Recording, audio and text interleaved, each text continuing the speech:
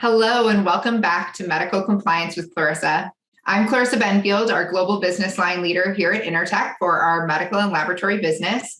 And today I'm very excited to be joined by one of our senior medical engineers from our Boxborough facility, Joel Smith. Joel, welcome. Hi, thank you. It's great to be here. Yes, so happy to have you. So maybe you can kick us off and just tell us a little bit about yourself, how long you've been in the industry, and what your experience is with medical devices. Okay, great. Thank you for that.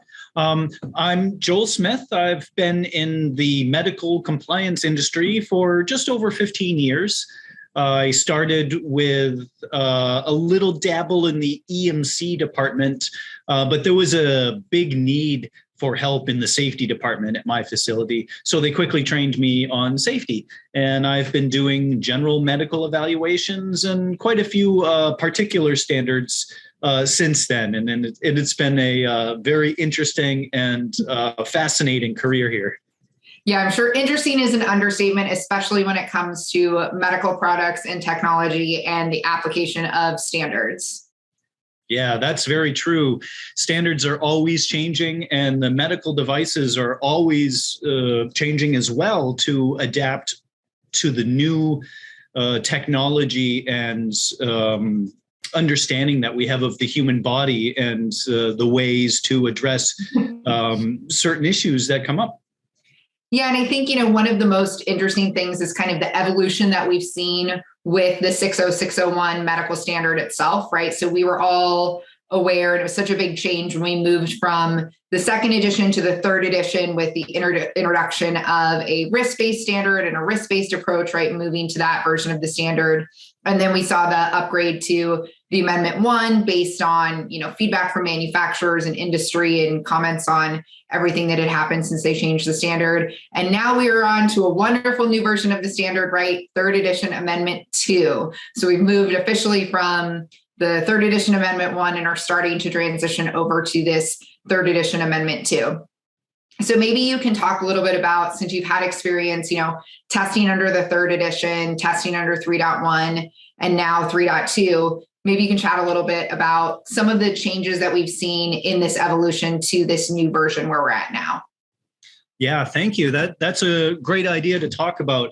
I'm actually old enough that I tested the second edition as well. We won't go back that far. We don't need to, no. No, it's a great question about the differences between 3.1 and 3.2. And I'm just going to maybe kind of categorize it a little bit. Those that are familiar with the standards might know that there are three major categories of things you need to worry about when evaluating to the standards. There's documentation requirements. You need to have something in the manual, or you need to have a risk management file or a usability file or some sort of document that demonstrates compliance. The next is a constructional requirement. You need to have a certain color wire, or you have to have a warning marked on the product, or you need to use the color red for warning and stuff like that. And then third major requirement is testing related. That's where we actually pull out the toys and zap the product. Yeah. Or measure the temperatures, the actual electrical and mechanical safety testing that people would imagine when they talk about evaluating to these standards. Well, for those three categories, the major changes from 3.1 to 3.2 are really focused on the risk management documentation side, and there's a little bit of changing to the testing. So with some of these changes that are required on the risk management side, what are those looking like, right? What should a manufacturer be aware of and looking for with these changes in the risk management file? Great question. And the very first change is basically the very first clause that manufacturers have to worry about. Clause 4.2 talks about having a risk management process that complies with ISO 14971.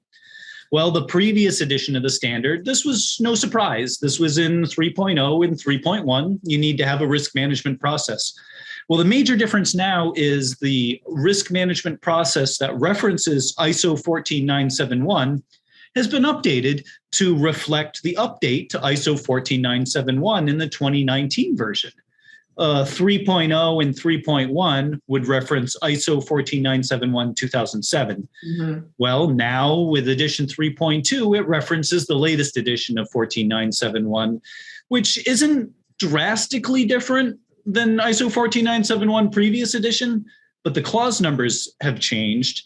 And some of the subtle requirements about management responsibilities and risk analysis procedures have been clarified a little bit. So if I'm a manufacturer doing a new evaluation, obviously I'm going to be reviewing the ISO 14971 checklist to the newer version, the 2019 version, right? But if I'm a manufacturer who has previously tested to 3.1 and done my evaluation for 14971 under the older version, do I need to do an upgrade to this newer version to close the gap? You might. There's some subtle differences in some of the requirements for the risk analysis and the risk management report and the risk management plan. But the meat and bones of it are basically the same. Some of the clause numbers have changed a little bit. And like I said, there's some subtle changes to the complexity of what needs to be documented and how you claim certain steps have been achieved by following the risk management process. But by and large, if you complied with the previous edition, it should be minimal updates needed to demonstrate compliance to the latest edition. Understood. And so we saw with 3.1, right, some of the requirements with 62304 for software lifecycle, some of these things that were added in. Are there other requirements within the risk management evaluation from a -1 perspective or usability or software that we need to be aware of from a change perspective from 3.1 to 3.2? Yeah, another great question. So we talked briefly that ISO 14971 was updated, and that's probably the biggest risk management document related change. There was, subtle changes that I mentioned there, but there's other changes in 3.2 that call out some other standards that also need to be considered. The second major change would be 62304, software lifecycle processes. Previously, if you had software in your medical device, you were allowed to go through clause 14, the programmable electrical medical systems. And there was an exclusion there that if your software wasn't related to basic safety or essential performance, you could get out of, for a lack of a better way of explaining it, exempt from some of the requirements in clause 14. Well, 62304 mentioned in the latest edition of 3.2 makes it a little bit more mandatory if you've got software in your medical device to at least consider the hazards related with your software through development all the way into production. There's a little bit more consideration that needs to be made when software is used in a medical device. And it's very strongly encouraged to go through the 62304 standard, even if you think your software may not be relied upon for safety. Yeah, that makes sense. And then any changes that we need to worry about as it relates to usability, -1-6 or 62366, anything in there that we need to be looking for from an update from 3.1 to 3.2? Yeah, I'm glad you mentioned the U word, yes, usability, everybody's favorite, yes. Yeah, there's a few changes in the edition 3.2's call out for the usability standard. It kind of updates to the latest amendment to the 1-6, the usability standard, which calls out the latest version of 62366-1 for compliance. There's a few call outs to running your manuals and markings through the usability engineering procedure. And the other major call out is anytime you're using information for safety as a risk control, whether it's a warning or a color of an indicator light or an instruction in the manual, this needs to be evaluated to the usability engineering process, specifically called out now in edition 3.2. Okay. So as a manufacturer, of course, right, we handle the risk management portion first. We provide checklists from the Intertech side, right? We've updated the checklist for the 3.2 version. So it should be, an easy process to go through. You fill the checklist out like you normally would, but now it's to the version 3.2. So we do the risk management piece, considering all of these things with the changes with 14971, looking at 62304, looking at updated usability. Now we move on to the testing piece. So from our third edition amendment 1 to our third edition amendment 2, are we seeing any impactful changes in testing? Are there any testing changes to consider? There's a few, and I'm going to kind of run through them a little quickly, and I'm going to add in a little asterisks here, where at the beginning of our talk, I mentioned there were the 3 major categories: testing, construction, and documentation. I'm going to kind of combine testing and construction into this one last category since they overlap quite a bit. So I mentioned a little bit about usability on indicator lights.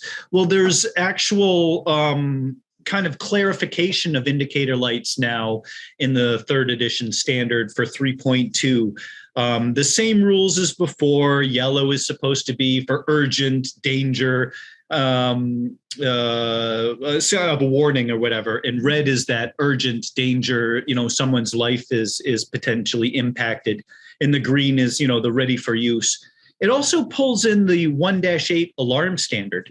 Those people that are familiar with evaluating their device to the alarms requirements will know that there's certain flashing requirements for the red indicator for a high priority alarm. And there's certain flashing requirements for the yellow indicator for a medium priority alarm, and et cetera. Those have been extracted from the 1-8 standard and pulled in to edition 3.2. So expands upon the colors of indicator lights and actually pulls in the alarm condition priorities into a nice new table where it's all kind of condensed into the general standard. So moving on from that, the working voltage measurements, where in the beginning of evaluating of a device, where you determine what energies people can access and what voltages those different areas operate at.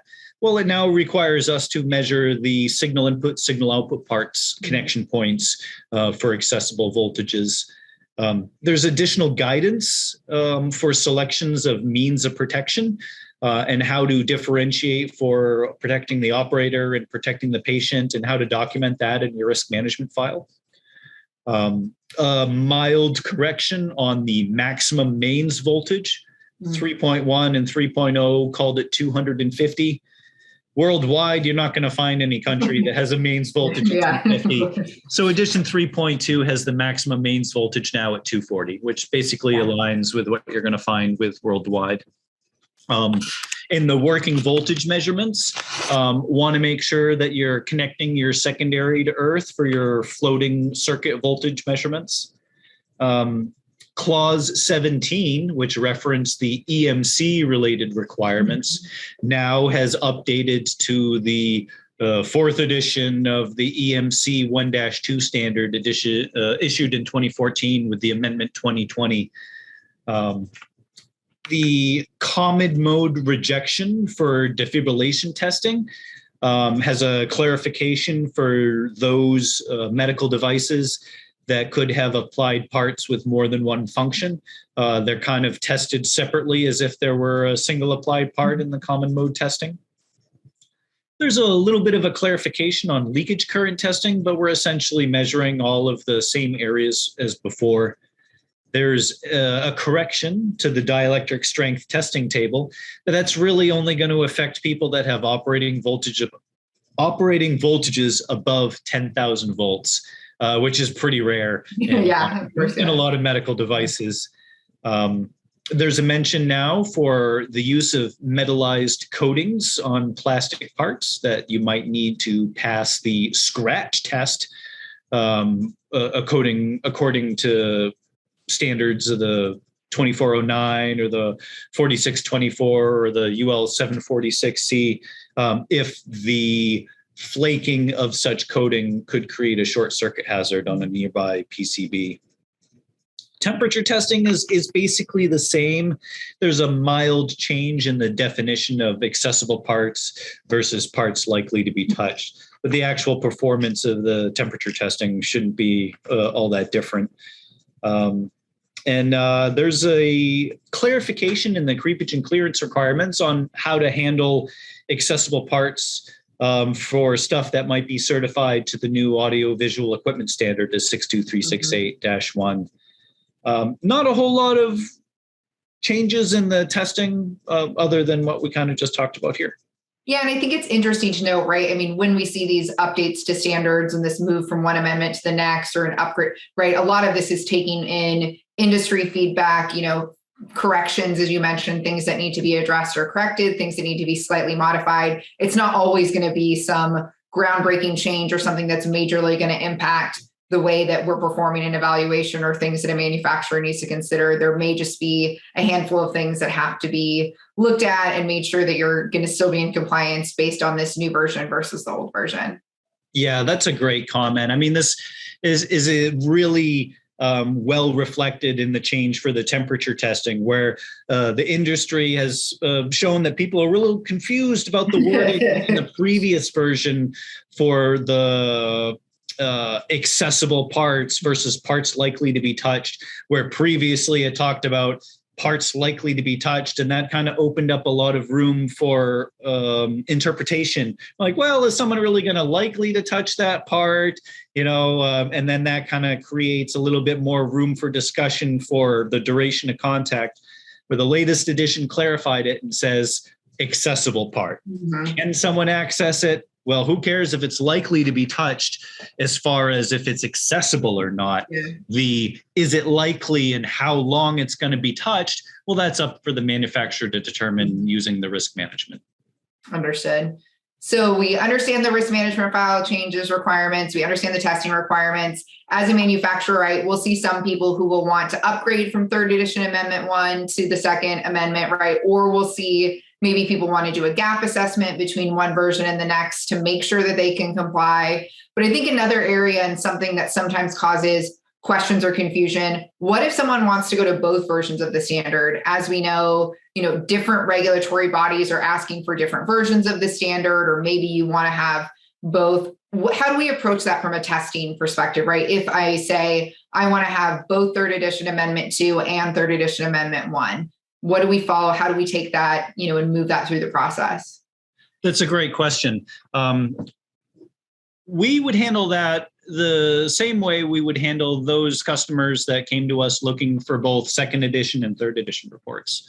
We give them a competitive time estimate on how long it would take to do all of the testing. And when I say all of the testing, it doesn't mean I'm going to be doing the tests twice if the test is done the same way. We only do those that are different. Exactly. The same thing with the construction evaluation and the documentation review. If we've already looked at one topic and the same pass-fail criteria exists in both settings, well, then we just look at it once.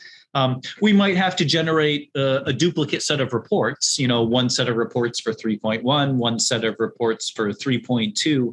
But the gap between the two is fairly streamlined. The biggest challenge, I think, would be in figuring out how to demonstrate and show the risk management documentation meets both versions of 14971 when the clause numbers are different and some of the requirements have been kind of mildly rearranged and upgraded in the latest version of 14971. But I honestly think that if someone designs their risk process to meet the latest version, it would be very, very little adjustment needed to show that it also meets the earlier version.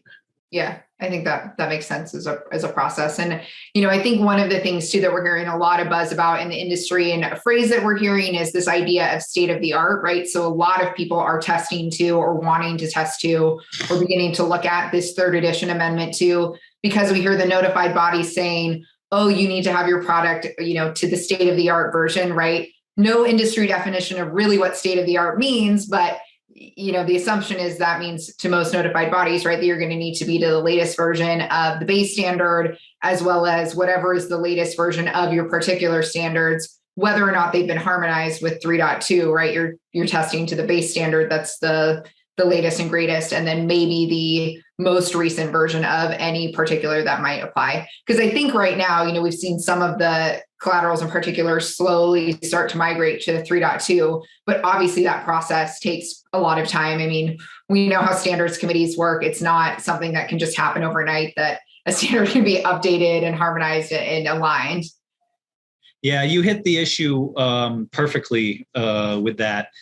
The particulars are slow to update. And so the danger here is if you use the latest general standard and the older particular standard that hasn't yet been updated to the latest version of the general standard, there might be some clause numbering mismatches, and there might be some, well, this clause got retired in the latest version, but the particular standard is still pointing to it with the older version. You might run into some of those inconsistencies.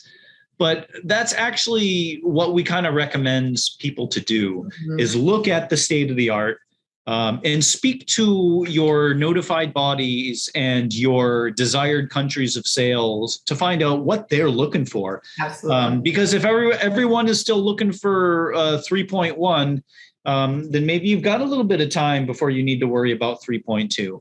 But if everybody's looking for 3.2 and your particular standard hasn't been updated to match 3.2 yet, then you got a little bit of leg room to play with, where you can tell your notified body, you can tell that country, hey, my infusion pump standard hasn't been updated yet, so I'm going to have to work with the standard that it's aligned with.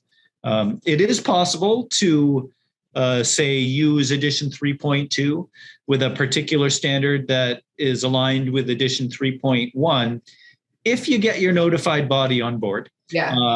And everyone's in agreement that, yeah, this is the right thing to do. And I think that's such a great point, right? And having those conversations early with the notified bodies, especially while we're in this transition period from the MDD to the MDR, right? So we're moving towards this MDR deadline. The notified bodies, it's important to have those discussions and understand, okay, is this what you're looking for? Are you willing to accept this? And having that discussion of, okay, is this state of the art to you? This is what we believe. I think that makes such a difference. The other thing too that I think is interesting is, the FDA has recently made an announcement about when they will no longer recognize 3.1. So I think that's another consideration for manufacturers as well. If you are planning to make a 510K submission in the next, year and a half at some point, right after the deadline passes, then you'll want to make sure you're considering that as well, since they'll remove that from the consensus standard list. So I think there's a lot of considerations. And honestly, one of the reasons why when we work with our manufacturers all the time, right, we want to know, where are you trying to go with the product? What are your regulatory goals, right? So that way we really understand, do you need to go 3.1, 3.2, a mix of the two in some way to make sure that you're, reaching all of those target markets. Yeah, it's a challenge for us, and it's a challenge for our clients to kind of navigate this regulatory maze. Yeah, especially with the standards. Well, before I let you go, anything else you want to share about 3.2? Anything that you're seeing? Any common pitfalls that we're seeing, or areas that are tripping up customers when they're coming in to do their testing or risk management reviews? Gosh, I think the most common deficiencies would be associated with the update to 14971 and the changes to the risk management file related references throughout the standard. The testing and the construction, that's going to come along by the design engineers and the people familiar with electrical and mechanical safety. Not a lot has really changed in the, how to protect people against electrical energy and how to protect people against mechanical energy. It's really the documentation requirements that are going to throw most of our manufacturers a little bit of a curveball.